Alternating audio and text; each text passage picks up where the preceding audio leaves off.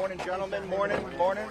A federal judge on Friday sentenced former Trump advisor Steve Bannon to 4 months in prison for his refusal to comply with congressional investigators probing the January 6, 2021 attack on the U.S. Capitol.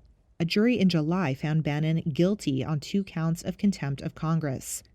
The former White House strategist stonewalled a House committee that sought documents and testimony about his involvement in a violent attempt by Trump supporters to prevent lawmakers from certifying the results of the 2020 presidential election.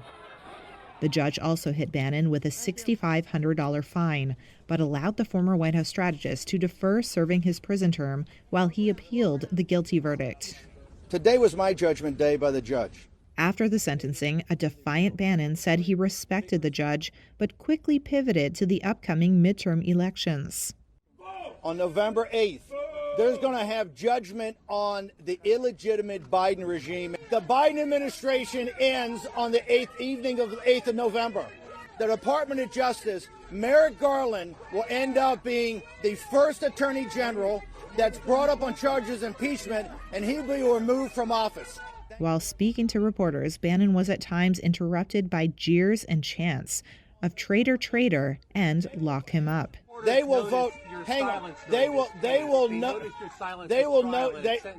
The January 6 committee's leaders have called Bannon's conviction a victory for the rule of law, while Bannon had sought to portray the criminal charges as politically motivated. The contempt charges are not the only legal worry facing Bannon. He was indicted earlier this year in New York on charges of money laundering and conspiracy. If found guilty, he could face up to 15 years in prison.